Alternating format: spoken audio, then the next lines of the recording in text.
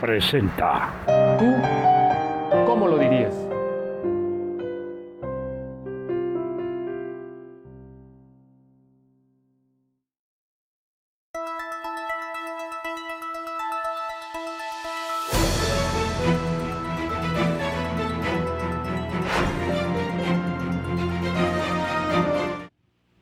Amigos de Orbe, ¿qué tal? Muy buenos días. Te saluda Miguel Ángel Valderas esta mañana de enero. Y pues ya casi pisándole a la segunda mitad ya pisándole la segunda mitad del mes. Y pues para mí es muy grato el día de hoy compartir micrófonos con Manuel León. Bienvenido a tu programa y qué bueno que nos acompañas. Y esta mañana vamos a hablar de un tema que me está acordando hace años. Traíamos una campaña en los medios que bájale, ciérrale, ¿no? Gota a gota, el agua se agota y etcétera. Sin embargo, como que de pronto dejamos de hablar del tema, como que de pronto ya no fue tan interesante para el sistema y realmente no hay una cultura de cuidado del agua. Pero además de que no hay una cultura, ahora nos hablaron de una reforma en el tema. Podríamos comenzar diciendo, ¿tú cómo ves ese tema de la cultura del cuidado, del manejo del agua en este país?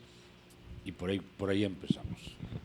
Bueno, antes que nada, muchas gracias a tu espacio, al auditorio, a toda la gente que esté escuchando tu programa. Me decías que ya están cumpliendo 7 años. Vamos a cumplir ya en marzo, cerramos 7 años. Bueno, felicidades sobre Gracias. todo. Es un compromiso muy claro esto de hablar para la gente, de que la gente también pueda informarse, y creo que estás tocando un tema muy importante que es que sí, ¿no? Yo cuando hablo en algunos espacios sobre temas de agua me gusta remontar a esa campaña Claro. de gota a gota el agua se agota, porque creo que justo en este momento hay completamente un mal entendimiento de lo que está pasando, por ejemplo, con el agua en la Ciudad de México, debido a que no hay una campaña de socialización en la cual le digan a las personas cómo cuidar el agua. Digo, creo que sí hay algunos aspectos en los cuales, por ejemplo, sabemos que quizás no bañarnos por más de 5 minutos, hay ciertos productos que tal vez no se pueden mezclar con el agua, también cuando te lavas los dientes cerrar el grifo, pero a mí me gustaría también llevarlo a un tema que va más allá de la responsabilidad de la ciudadanía, porque a mí nunca me ha parecido justo que se le recaiga a los ciudadanos el tema del cuidado del agua cuando realmente quienes utilizan el agua son otro tipo de actores, ¿no? Por ejemplo, las grandes industrias, hay acuíferos sobreexplotados en todo el país. Entonces siento que sí, obviamente hay, hablando de la repartición de, por ejemplo, cómo se usa el agua en México, el 14% está destinado al uso doméstico, pero más del 70% está destinado al uso agropecuario. Entonces sí creo que hay que tener esa también reflexión sobre quién está usando el agua y cómo lo está utilizando. Claro. Rubén, bienvenido. Muy buenos días. Ahora estamos muy lejos, pero bienvenido. Oye, ¿cómo ves tú el tema del agua? Se hablaba, iniciábamos de hace años la campaña de cuida el agua, ¿no? De gota en gota. El cierre. El agua se agota, pero se habla de que el 30% es consumo doméstico, 70% agrícola. 14, perdón. 14%, 14% doméstico. Fíjate, 14% doméstico y la diferencia enorme hacia otros sectores. ¿Tú cómo ves este tema del agua, la cultura del agua en esta Ciudad de México, que es en donde estamos? Yo creo que el mayor reto es hacer conciencia del desperdicio. Desperdiciamos mucha agua. en la distribución, en las fugas, se pierde un enorme porcentaje del agua que llega al acuífero. Y no, el propio uso que le damos en nuestras casas, también desperdiciamos mucha agua. Yo creo que hoy tendríamos que, con esto de la cosecha de agua de lluvia y algunos otros tipos de alternativas, buscar recuperar lo que hemos desperdiciado. El año pasado, el antepasado, tuvimos bajísimos las presas y las señales de la naturaleza te dicen, si no la cuidan, se les va a acabar. Entonces sí, yo creo que debería de haber más campañas desde nuestros gobiernos que concienticen y que ayuden a la ciudadanía a llevar acciones que nos ayuden a conservar el agua. Pero hablabas, Luis, algo interesante. De pronto como que nos cargan la mano, ¿no? Ciudadano, cuida el agua.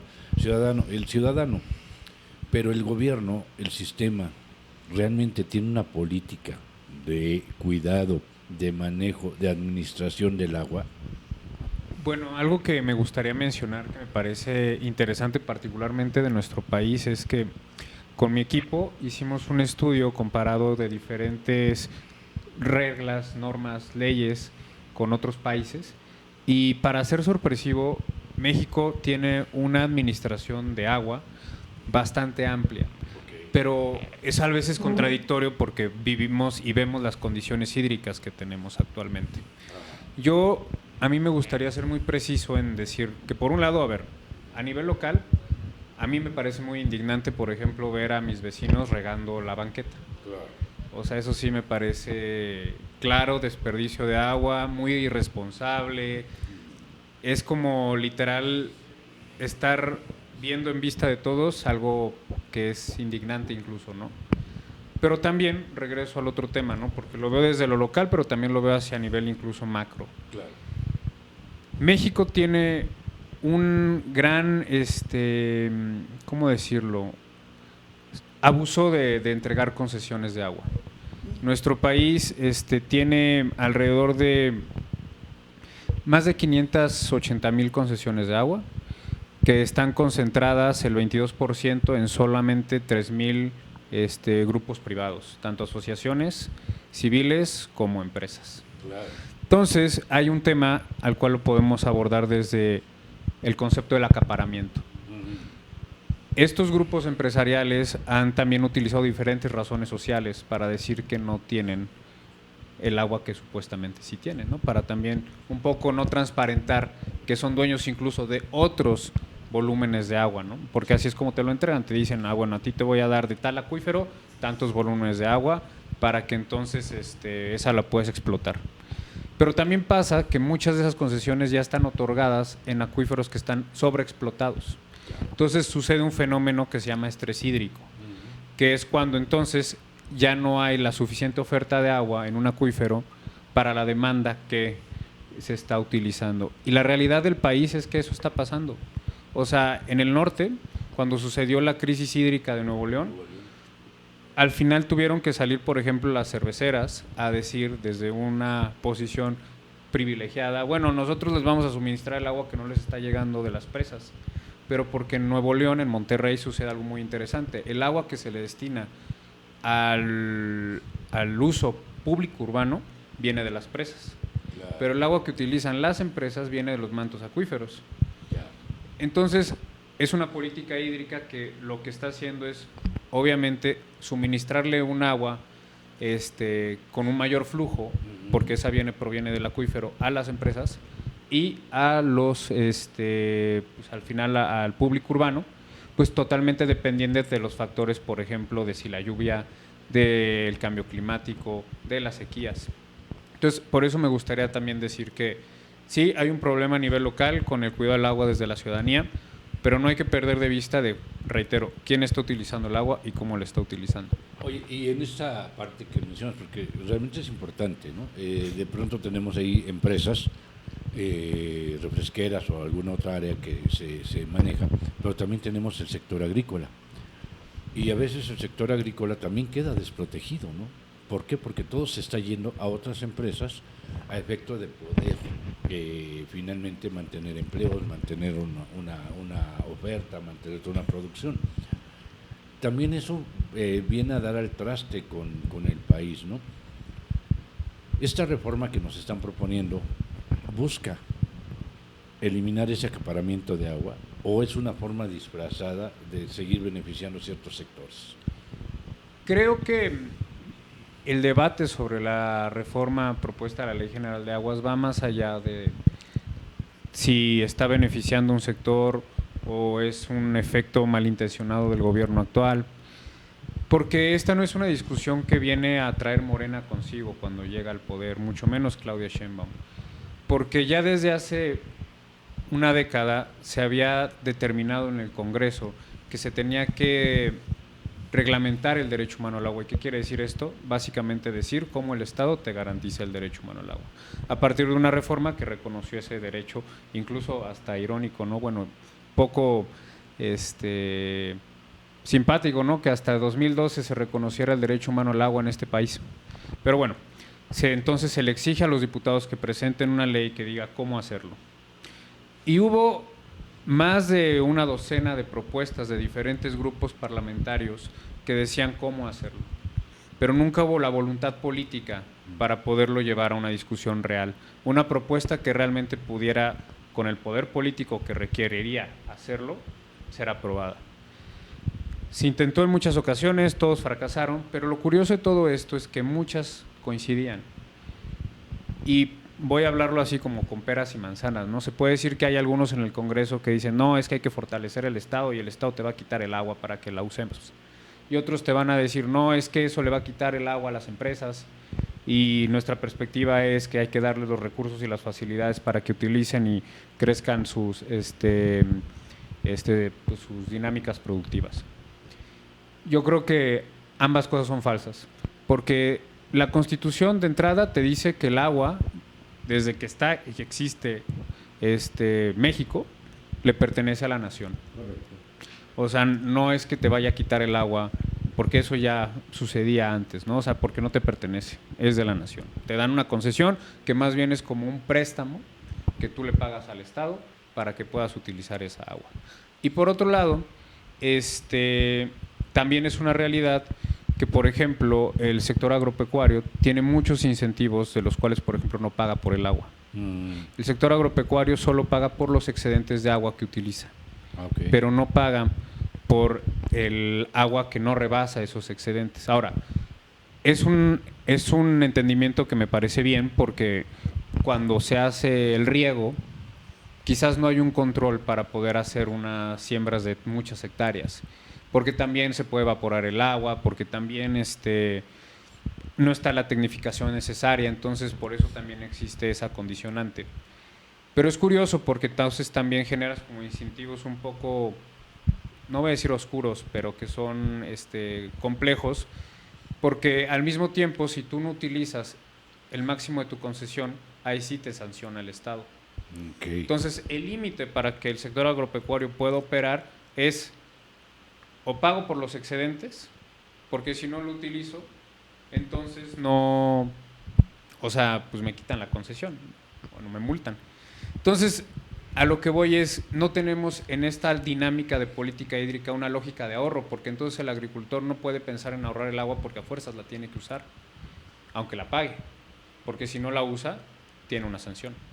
Y faltaría una planeación también entonces, ¿no? En función al uso del agua, en función a los tiempos de cultivos, Claro. en función al mismo manejo del ganado, todo esto. Pareciera que como que no se está llevando un ordenamiento, ¿no?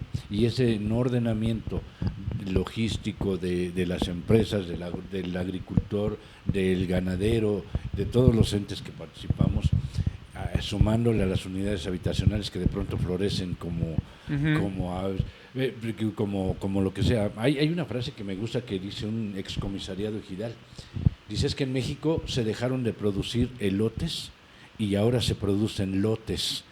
Y es cierto, ¿no? Sí. Al final del día. Entonces, parte de todo esto es como que lo que se está, es el parteaguas de que tengamos de pronto crisis hídricas, ¿no? Creo que también hay un efecto global que es el cambio climático. Ujú. Y es una realidad que México en los últimos años ha demostrado ser vulnerable al cambio climático. Claro. No solo por la sequía, sino también por sus condiciones socioeconómicas.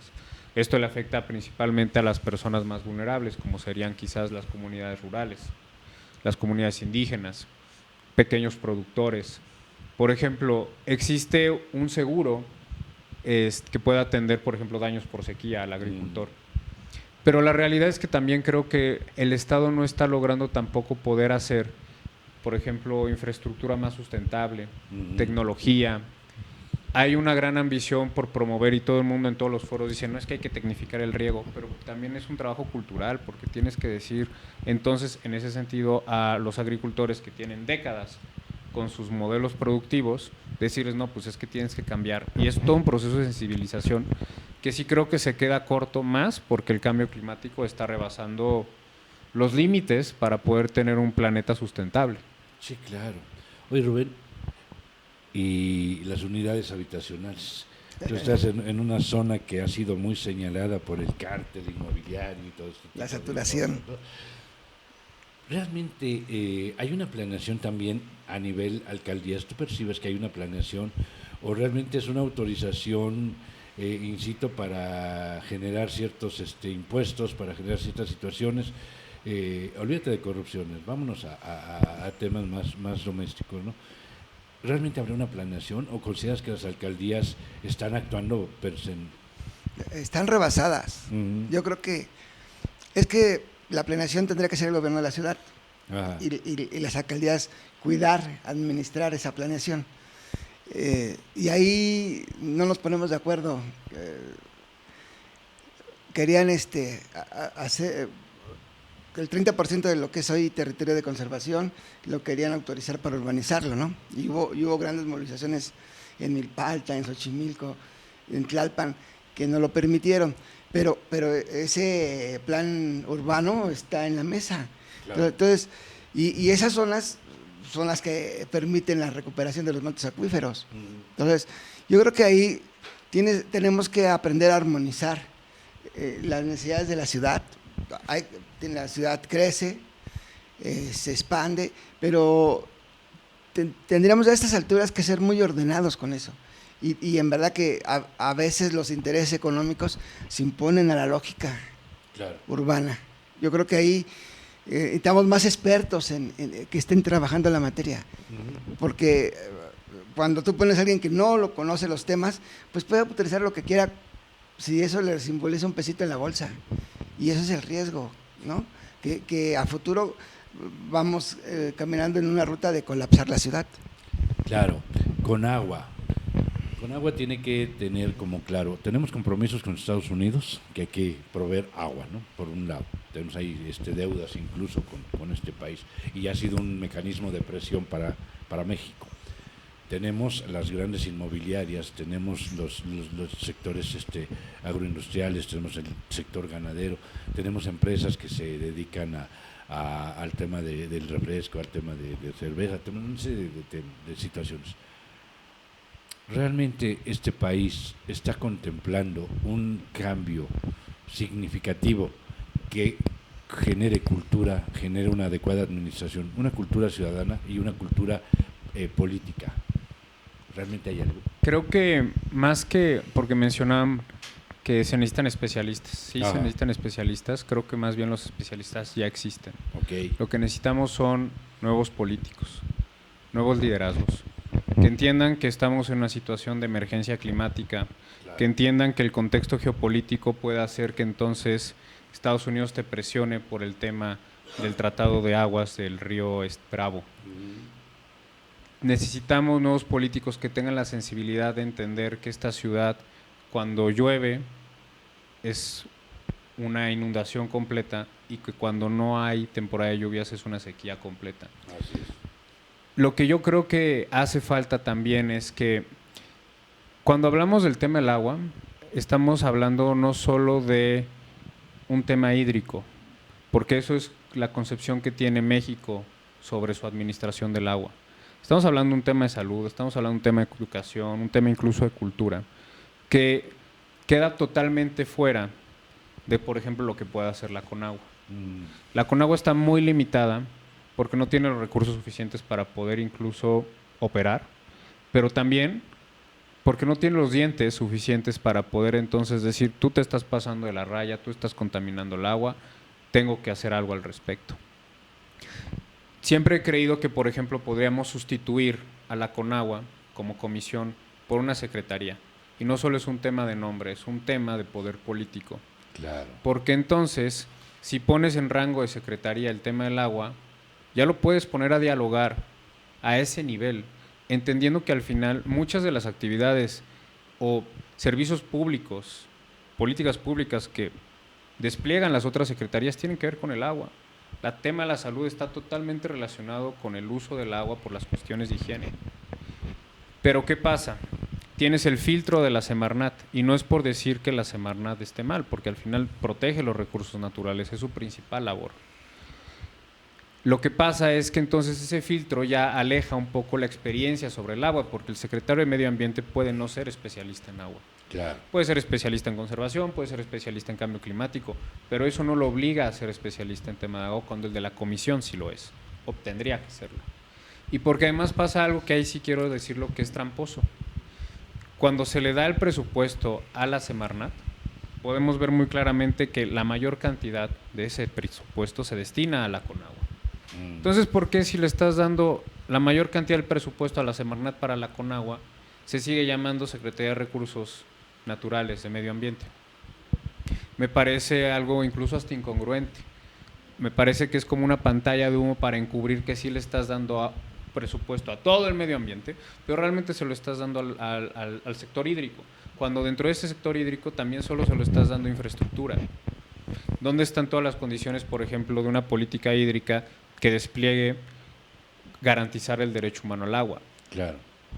Entonces, creo que necesitamos nuevos políticos y nuevos liderazgos que entiendan este entramado que va desde justamente la presión política que ahora tenemos con los Estados Unidos, que no es algo atípico también en nuestra realidad, porque hay una gran, digamos que avanzada, por ocupar los recursos naturales en una perspectiva geopolítica, como también por otro lado a nivel administrativo en nuestro país, en el cual hay que hacer un cambio de visión. Lamentablemente, y lo voy a decir así, pero mucha de la gente que hoy está en la política hídrica tiene 50 años ejecutándola. Necesitamos renovarlo. Sí, definitivamente, nuevas visiones, nuevas formas de actuar, ¿no? Y bien mencionas, necesitamos nuevos políticos, necesitamos nuevos liderazgos. Yo he estado viendo cómo de pronto en este país mucha gente se está vistiendo de indígena, y digo, déjame usar la palabra vistiendo de indígena, porque no es tanto que lo sean, no es tanto que realmente sean muy cuidadosos o seguidores de estas etnias, sino que están viendo beneficios personales o de grupo, ¿no? Y por ahí, si tú quieres ser indígena, pues armas un grupito y te vas y dices, yo me registro porque me identifico como y quiero ser reconocido como indígena, ¿no? Pero atrás de eso también hay presupuestos, hay una serie de situaciones que la gente le está apuntando, y esos líderes, ¿no?, que están usando lamentablemente a intereses reales para beneficios personales y de grupo, ¿no? Bueno, ahorita que mencionaba un poco, bueno, que estaba escuchando lo que decían sobre la ciudad. A ver, esta ciudad tiene más de 20 años siendo gobernada por el mismo grupo político. Ha cambiado de colores, pero las personas siguen siendo las mismas. Sí, claro. Es a lo que me refiero cuando hay que entonces también ya reemplazarles. Es momento de que esta ciudad también suelte, digamos que rompa ese cordón umbilical, porque al final sí creo que hay una narrativa histórica sobre este grupo político que ha gobernado la ciudad. Probablemente se hayan ampliado las libertades, probablemente haya también una óptica de política social, pero creo que ya hay un desgaste muy claro y que esta ciudad tiene que transitar hacia nuevos liderazgos que gobiernen con una perspectiva también que no mercantilice el agua, una perspectiva que no ponga por encima de las libertades cuestiones morales, una política que también apele a recuperar el espacio público. Por ejemplo, ahorita hablaban del cártel inmobiliario. Yo alguna vez compartí unos datos de que el cártel inmobiliario le cuesta, por ejemplo, a la Benito Juárez 70,000 millones de pesos. Okay. Es el presupuesto de la Conagua del 2023. 2023, 2024. Ok, Es una locura. sí, O sea, es una locura porque todo eso en términos de este análisis es pérdida. sí, claro. Pero esa pérdida te equivale al presupuesto que tuvo la Conagua durante un año. Son cantidades poco dimensionables, pero entonces a lo que voy es, ya no podemos seguir teniendo un grupo político que tiene más de 20 años gobernando y que ya es momento de darles fecha de caducidad. Y por otro lado, la otra perspectiva que más bien utiliza la ciudad como un negocio personal. Claro. Surge el tema nuevamente, Rubén, lo que hemos estado platicando con más Invitados. y sobre todo gente joven, ¿no? Sí, claro. Urge cambiar ya a ese grueso, a esa clase política, que me gusta la palabra, ¿no? Se les olvidó que traen fecha de caducidad, ¿no? Y como que ya todo lo que está caducó Sí, hace ya. daño, ¿no? Y esto ya Claro. está haciendo daño. Así es. ¿Tú cómo verías el tema de cómo modificar ya urgentemente esa clase política y decirle, señores, muchas gracias, lo hicieron bien mal, como haya sido, o como decía Calderón, haya sido como haya sido, ¿no? Así es. Ya lo hicieron, pero ¿saben qué? Dejen de dañar circulando. ¿Qué propondrían? Mira, ¿quién gobierna la ciudad? La generación del 68.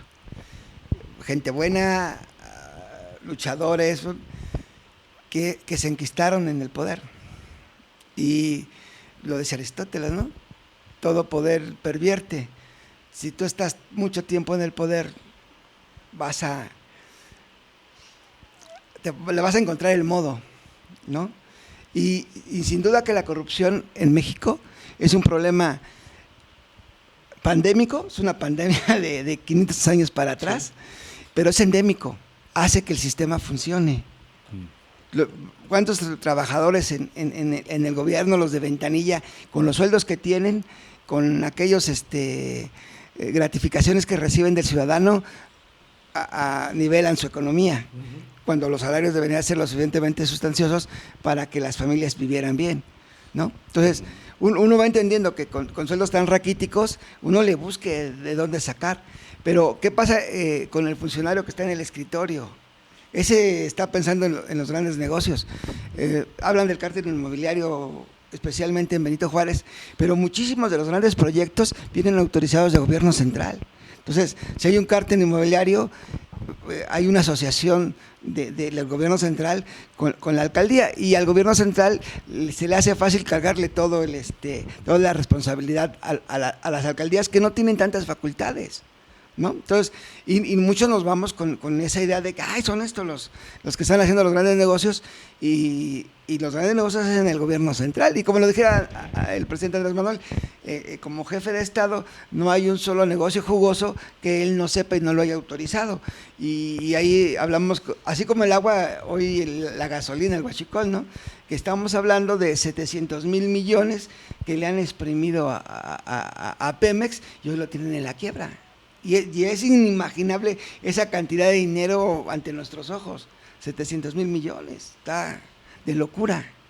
Y entonces sí tenemos ya, pero entendemos que esos grupos que se enquistaron el poder están y siguen pensando en cómo hacer. Uno puede decir, oye, ya los encueramos, ya se vieron descubiertos, y le siguen dando al sistema, pues lo exprimen. Ahí está el tren interoceánico ahora. Entonces pusieron a un voluntario a supervisar la obra que no tiene la menor idea de ingeniería ferroviaria, y es el que autoriza y el que dinamiza las cosas. Yo creo que esa parte es ahí donde sí hoy tendríamos las nuevas generaciones valorar lo importante de la honestidad, pero no del discurso, en los hechos y en la práctica.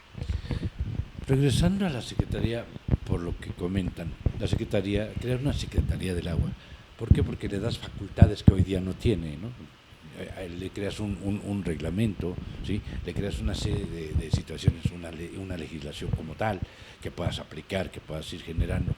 Pero este tema del agua no nos enfrentaría de nuevo a otra vez tema corrupción, donde, bueno, al final del día, lamentablemente muchos políticos hemos escuchado, muchas gentes y ciudadanos que dicen las leyes se hicieron para violarlas, ¿no? ¿Cómo hacer para romper ese círculo vicioso? Bueno, creo que no siento que solamente los políticos sean corruptos, más en el tema del agua, porque al final la facultad que tiene la Conagua, o más su obligación, ¿no? O sea, es poder administrar las concesiones de agua. Y esas concesiones y asignaciones. Las asignaciones van para los entes públicos, como por ejemplo municipios, y las concesiones van para el sector privado. Probablemente haya una infinidad, a ver, si hay empresas que utilizan diferentes razones sociales para poder acaparar el agua. De entrada eso ya es una corrupción, aunque ni siquiera tenga que ser un tema legislado, ¿no? O sea, yo creo que ya es una corrupción moral. Un propósito de querer acaparar el agua con diferentes nombres y apellidos. Entonces, por supuesto que en el sector hídrico hay corrupción, sin duda alguna, como en todos los sectores en México. Creo que por eso nuevamente reitero lo que decía, necesitamos una Conagua o una Secretaría de Agua que tenga los dientes para poder acabar con la corrupción hídrica. Hace estos meses que fue la discusión del tema del agua, salió por un lado, por parte de Morena, estos son los del cártel del agua del PAN. Ya había varios políticos del Bajío, del panismo del Bajío, agricultores relacionados con este sector, que tenían concesiones de agua. Y en respuesta el PAN también sacó, este es el cártel del agua de Morena. Y ahí estaban Monreal y otros cuates. Y entonces entramos en esa lógica absurda de, o sea, están compitiendo por ver quién es el más corrupto en el Congreso. Correcto, sí. Asuman su responsabilidad. No, a ver, si tienes el valor de entonces salir a desprestigiar al otro partido político porque tiene corruptos en el sector hídrico y ellos te responden de lo mismo, no sé, o sea, me parece burdo, me parece un engaño a la ciudadanía. Porque entonces estamos hablando de que los que están justamente legislando esta propuesta del derecho humano al agua son corruptos todos. Están ahí discutiendo que el derecho humano al agua y que hay que cambiar las condiciones hídricas, cuando todos ellos por detrás, al parecer, entonces son parte de un cártel, ¿no? Y vuelvo a lo mismo con el tema de ahorita que se menciona de la ciudad. Cuando digo que el grupo político que gobierna la ciudad tiene más de 20 años haciéndolo, no solo me refiero al gobierno central. También la alcaldía Benito Juárez tiene muchos años siendo gobernada por el mismo grupo político. Y coincido, claro, son dos grupos que han competido esta ciudad y dijeron, ¿para qué competimos? Mejor nos asociamos. Y hoy están asociados a través de algo que han llamado el cártel inmobiliario, porque sucede exactamente lo mismo. Cuando sale Morena a decir con el tema del agua, ahí está el cártel del agua del PAN, y en viceversa, hacen exactamente lo mismo con el cártel inmobiliario de la Ciudad de México. Y al final entonces no están legislando, están como protegiendo intereses, ¿no? Están acomodando sus intereses y esa es la razón, y lo voy a decir así muy abiertamente. Yo he participado en varios procesos de dictaminación de la Ley General de Aguas, previo a esta que se aprobó. Y recuerdo que en uno de estos estuvimos hablando entre los asesores, la estábamos acomodando, viendo los artículos. A ver, temas de conservación del agua, bien, todos coincidimos. Temas del derecho humano al agua, coincidimos. Temas de cultura, de perspectiva de género, o sea, como los temas, digamos, a los cuales no puedes decir que no, que sí, o sea. Llegamos al tema de las concesiones, ya nadie quiso discutir nada. Se paró el proceso legislativo. Okay. O sea, creo que queda claramente por qué se paró el proceso legislativo. Claro. Porque era ya tocar los intereses y déjame revisar particulares. Primero que sí, que no, y ya sobre lo que me digan, pues entonces ahora sí, ya no lo platicamos, ya te presento la iniciativa, exacto, ¿no? Y de esa forma, pues ya tengo el control. Interesante. ¿Qué te digo, Rubén? Como para ir cerrando, Rubén, ¿qué pudiera hacer el ciudadano para hacer este cambio, presionar, el cambio desde la presión ciudadana? Mira, yo creo que ejercicios como este, el decir, hay aquí una persona que conoce del tema, que nos platique, y yo te aseguro que el 90% de los políticos en activo desconocen los temas que conoce Juan Manuel. Sí, claro. ¿No? Entonces, y prefiere estar en ese desconocimiento para no tener cargos de conciencia cuando levanta la mano, ¿no? Entonces, yo creo que tendríamos que estas generaciones buscar esas voces, darles espacio, y pudiéramos no coincidir en la plataforma de participación, pero la verdad, la razón es importante, y guiarnos por esto, por la verdad y por la razón, porque hablamos, y lo dicen los internacionalistas, las posibles guerras futuras son por el agua, y nosotros estamos en un lugar privilegiado, pero también, como lo dijo don Porfirio, estamos muy cerca de los Estados Unidos. Entonces, y hoy lo estamos viviendo, ¿no? O sea, a veces uno se preguntaría, ¿y por qué le tenemos que dar agua de nuestras presas tierra adentro a los norteamericanos por el río que nos divide, ¿no? ¿Por qué? Pues yo no entendería yo a estas alturas la lógica, ¿no? Pero hay una lógica para haber hecho ese tratado. Entonces, yo creo que esa parte ahí es donde sí, yo voy más por las voces que conocen de la gente que estudia, la gente que se prepara, y sumarlo a las líneas generales de los gobiernos, de la acción política de los partidos. Yo creo que el agua es un tema vital y nos condiciona el futuro. Luis, a mí me gusta mucho hablar con la gente joven, porque yo creo en la gente joven, porque como les digo, yo también fui joven. Alguna vez alguien nos dio la oportunidad de hablar, de decir, de expresar.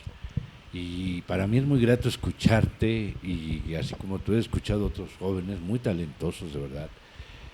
Y bien dice Rubén, ¿no? Nosotros tenemos que hacernos a un lado ya, dejarles el espacio a ustedes, no dejarlos al pairo, no dejarlos abandonados, ir coachando en las experiencias, lo bueno, lo malo. Mira, esto sí porque funcionó, esto no porque lo hicimos y no funcionó. Pero ahí también entra la visión de ustedes. Bueno, no funcionó porque les faltó esto, ¿no? O esto funcionó, pero podría haber llegado más allá porque no consideraron tales cosas. A manera de conclusión, porque el tiempo nos come, ¿qué podríamos hacer los ciudadanos para modificar ya todo esto, por un lado? Y por otro lado, ¿qué le espera a México si no nos ponemos ya la camiseta de cuidar el agua? Bueno, por un lado, quiero agradecer tanto la invitación, Rubén, por el espacio, Miguel. Estoy muy contento, siempre me gusta venir a platicar con la gente, es parte de una pasión personal. Pero también me gustaría decir porque, a ver, cuando hablo que hay que reemplazar a la gente que está en la Conagua, que ya tiene muchos años, o a los que están hoy gobernando la ciudad, no lo digo en un sentido de, bueno, lo hicieron mal, ya que se vayan a guardar, ¿no? O por un tema de vejez, ¿no? Por supuesto que no lo digo, porque sí, al final hay ciclos, ¿no? Y las cosas cambian. Yo no creo que hay que aprender a ser responsables con esos ciclos, ¿no? Incluso algo que yo siempre le digo a mi equipo es: yo estoy con ustedes y trabajo con ustedes, pero porque quiero que algún día me superen, ¿no? Superen las expectativas que tenemos. Claro. Y porque en algún momento pues también no me da la vida para hacerlo todo. Ahora, yo creo que estar con personas como ustedes también es compartir sabiduría, porque por más que traiga yo ganas, o haya gente joven que trae ganas, jamás va a poder tener el conocimiento que ustedes han adquirido. Yo sí creo que hay que tener, y eso es parte de recuperar y restaurar el tejido social, volver a escuchar a las voces que tienen más años trabajando por esta ciudad también, ¿no? O sea, entender que hay una virtuosa condición de sabiduría en la gente y que eso puede ayudar también a recuperar ciertas perspectivas del tejido social. Esos conocimientos son muy importantes. Creo que esta ciudad requiere, así como el país, una revolución hídrica en la cual exijamos que Iztapalapa debe tener agua los 365 días del año, que desde nuestra localidad, si vemos a un vecino regando las plantas de las grietas de las banquetas, bueno, pues realmente de ahí no va a haber o florecer nada al respecto, sino que más bien no gastes el agua en eso, no la viertas con jabón en las coladeras. Y sí creo que es un tema de levantar la voz, porque pues muchas veces lo vemos y no lo decimos, ¿no? Ahí seguimos que siga sucediendo. Entonces no tengamos miedo incluso a lo que nuestros vecinos nos puedan decir, ¿no? O sea, y en ese sentido, pues el gobierno también. Pues ya escucharon a Luis Manuel, escucharon a Rubén, voces interesantes, y yo sí te quiero decir que regresa Yo me gustaría que habláramos también de los asentamientos irregulares, cómo están afectando también todo este tipo de cosas, y al final pues hay que proveer un servicio, ¿no? Y cómo ahí volvemos a la planeación de gobierno, ¿no? Cómo permiten esos asentamientos irregulares sabiendo la carga de servicios que más adelante van a tener. Y pues este es tu espacio, de verdad, lo disfruté mucho esta charla contigo, y yo sí quisiera decirte, regresa por favor, ya tú me dices cómo anda tu agenda y te Claro que sí, programamos. muchas gracias. Y pues bueno, así lo dijo Rubén, así lo dijo Luis Manuel, así lo dijimos hoy. Ahora lo importante es tú cómo lo dirías, y lo mejor, cómo lo harías. Nos vemos la próxima semana, temas interesantes como siempre. Muchas gracias a ustedes, gracias a los Muchas gracias. invitados. Hasta luego. Gracias.